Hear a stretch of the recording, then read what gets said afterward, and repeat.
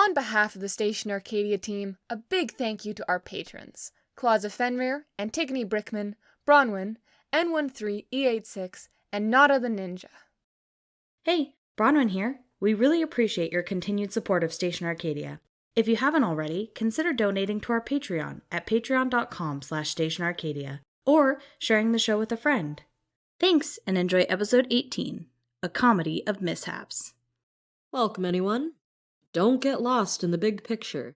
Details can be vital. You're listening to Station Arcadia.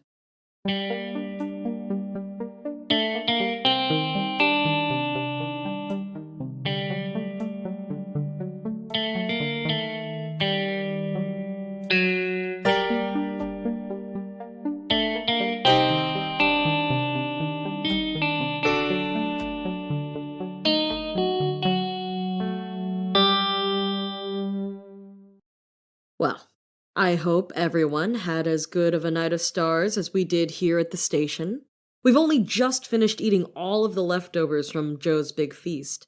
I've been trying to convince him to make another one for the turn of the year, but he's not so sure we'll have enough spices or fresh produce. Did you know the turn of the year is called Trick Day in Hardizan? There's apparently this whole mythos surrounding a grinning trickster person. No, monster? Well, I think there are like little figurines involved somehow, and masks. I admit I didn't fully understand Joe's explanation. Sorry. In other news, Marvin left this morning. I told him he could stay as long as he liked, of course, but he's committed to his job. Said he had business to attend to in Chemness. I thought about giving him some sort of message to pass on to the revolution in Steveston, but what would I even say? Hi, I've been listening in on your conversations and broadcasting them over this thing called radio. I don't know. Let's just get into it.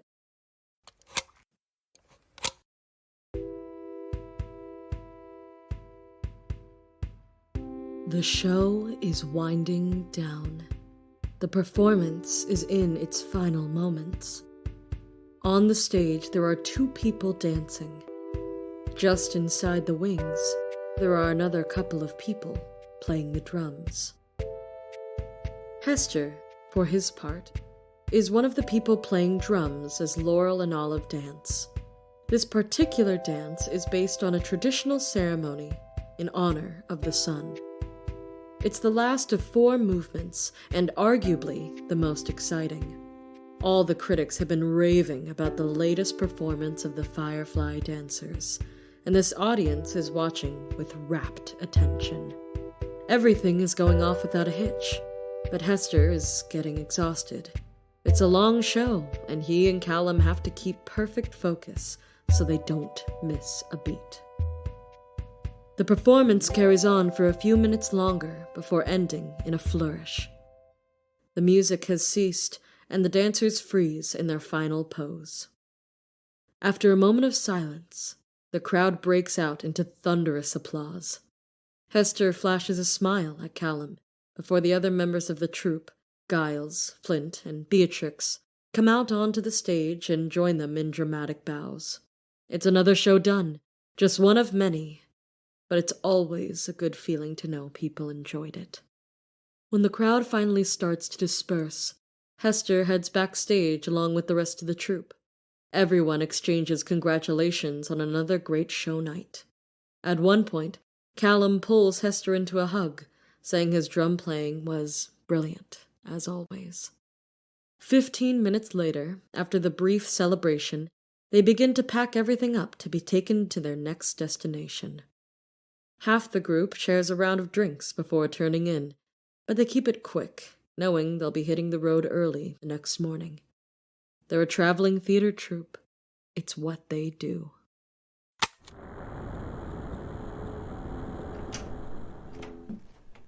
I come bearing gifts. Are the gifts food? Because I could eat a whole oarfish. Okay, I don't really know what that is, but I do have tea and sandwiches. Yeah, that works too.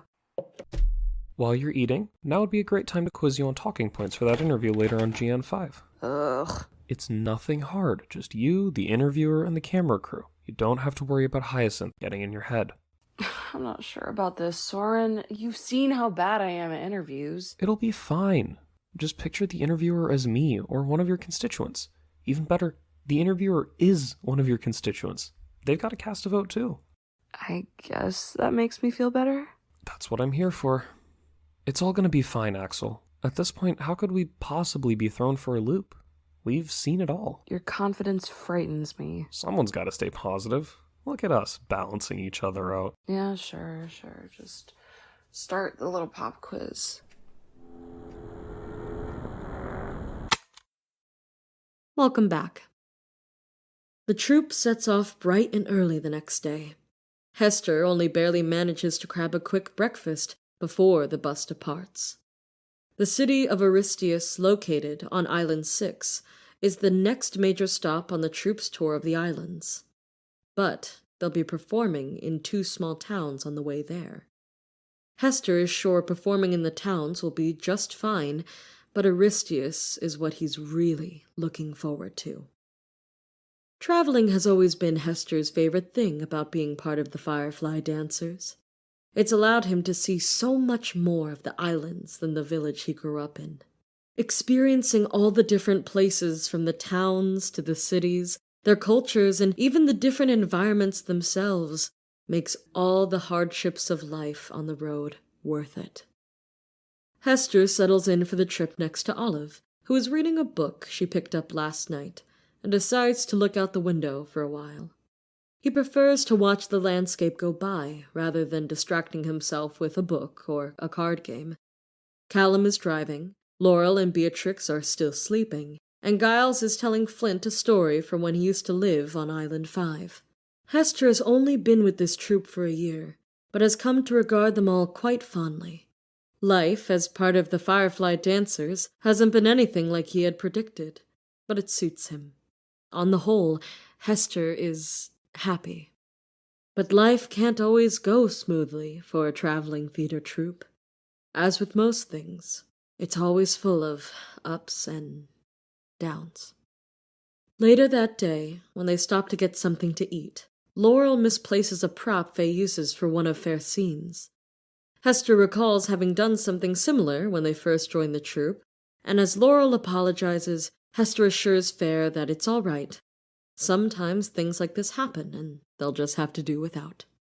When the troupe arrives at their next stop the following day, a coastal town they'll be performing in before they take the ferry over to Island 6, Callum breaks a stage light while helping unload the bus.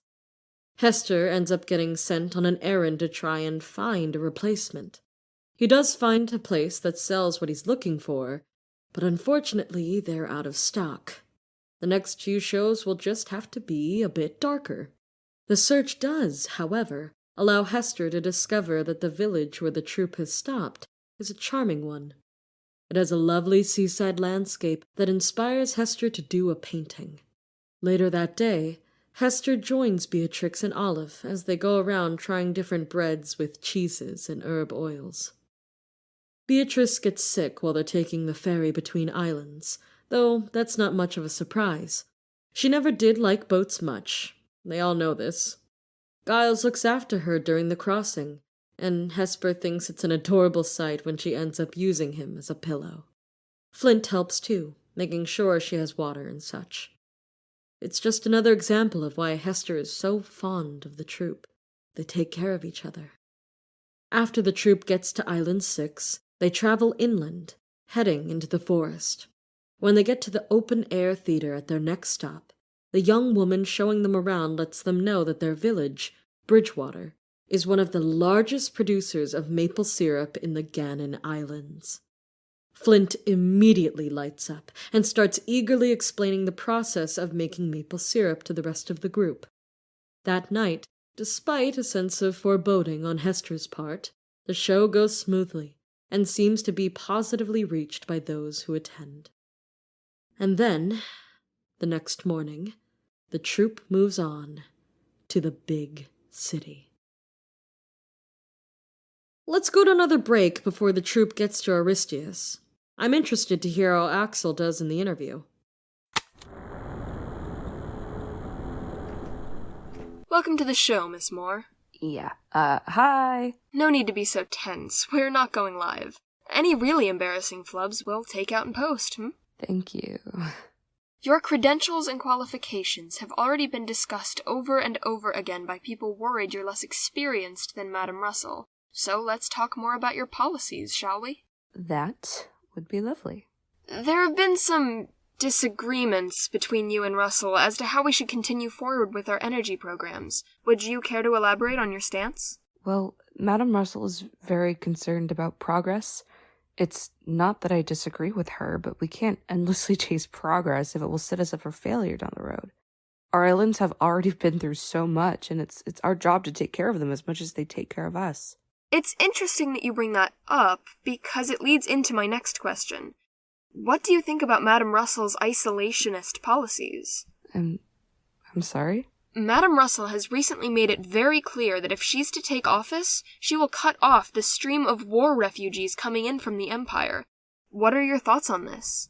Well, stream seems a bit too aggressive of a word to describe for the amount of refugees we're receiving, but I didn't know that Madam Russell... I would appreciate it if you would answer the question, Miss Moore. Right, well, the Empire really... That is to say, I don't think the people should...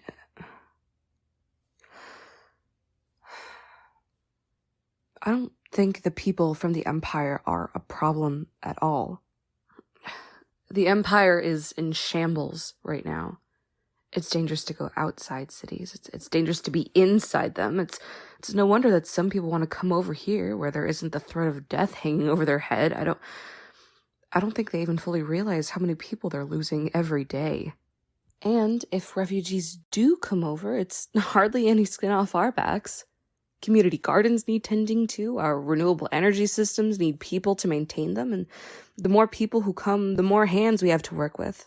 Plus, I know I like to pretend they don't, but the Empire has worthwhile cultural exports as well. And even if, for the sake of argument, we say they're weaker or don't have anything worthwhile to offer, they're not hurting anyone. Our society is built upon lifting each other up. So I think that while we should be incredibly careful when dealing with their government, we should not be concerned over small groups crossing over. A very thorough response, Miss Moore. Now, what are your plans for Cross Island?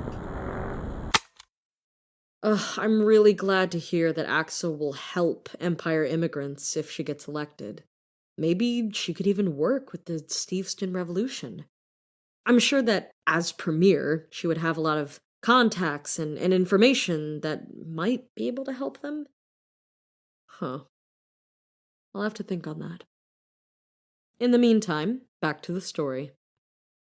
The Firefly dancers arrive in Aristeus on a cold but sunny afternoon. It's been a nice day so far, Hester thinks, and he's spent most of it looking out the bus window. Where Island 5 was mostly hills and grassland with wind and solar turbines dotting the landscape, Island 6 is all deciduous forest. Traveling through this kind of environment is fun as well, full of snow-covered trees, though Giles assures him it's much more beautiful in the fall. This time, they get everything unloaded without issue. During the process, the equipment is handled with exaggerated care in an effort to avoid a repeat of what happened to the stage light on Island 5. It's when the show is starting to get underway that things start to go sideways. Hester is assisting Giles when setting up some of the props behind the half-stage curtain. He gets one in place and turns to grab another just in time to see Giles trip over a misplaced prop and crash to the ground. Hester prays the audience didn't notice and rushes to help Giles up. Giles nearly falls again when he stands up, and Hester realizes they're about to have some problems. Giles must have twisted his leg when he tripped over the prop. Now, he's not one of the dancers or drummers, but someone still has to fill his place as the stagehand. Flint volunteers, but that would mean someone has to fill their spot in the third dance, and no one knows their part well enough. Callum could cover for Flint, which would leave Bellatrix to take his spot on the drums in the fourth act. Bellatrix can play the drums well enough, and has done so before, but it's Callum that Hesper's more concerned about.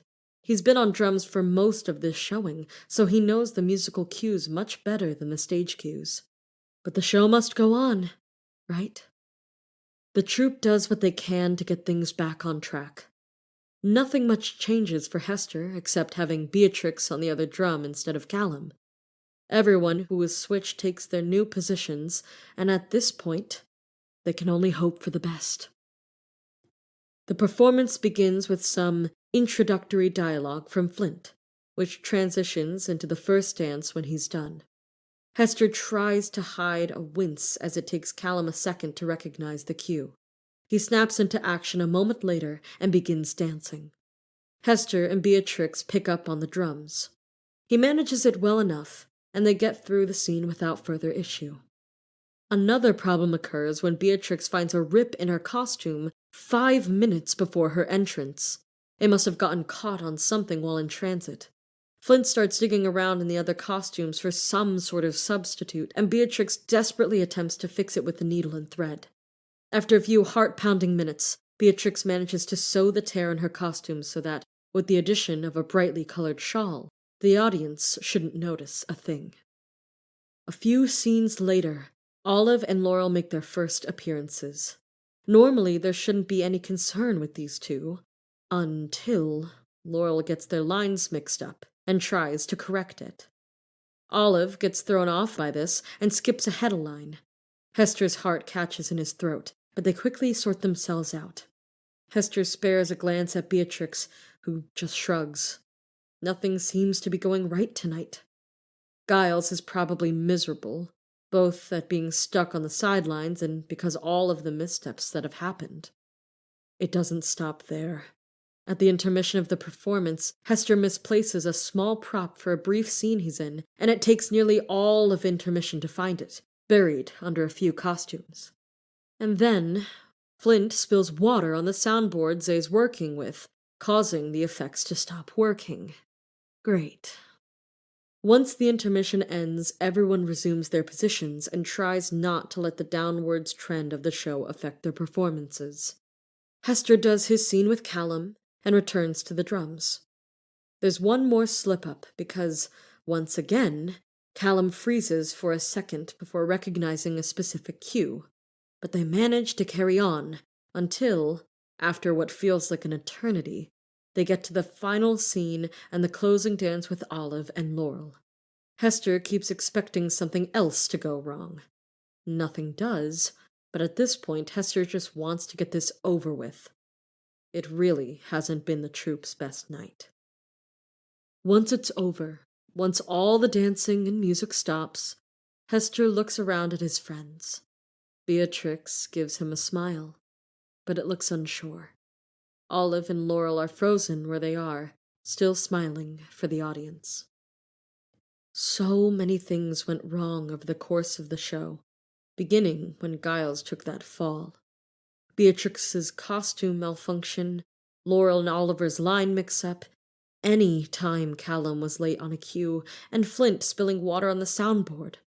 All of that together made for a truly terrible show, and Hester braces for the audience's reaction. And yet, the crowd breaks out into thunderous applause and cheers. Hester can't help but laugh with relief. You know, I was a bit of a theater kid myself, back in the day. I wasn't part of a troupe or anything. I just took part in the Pomegranate Society plays. But I think I was all right.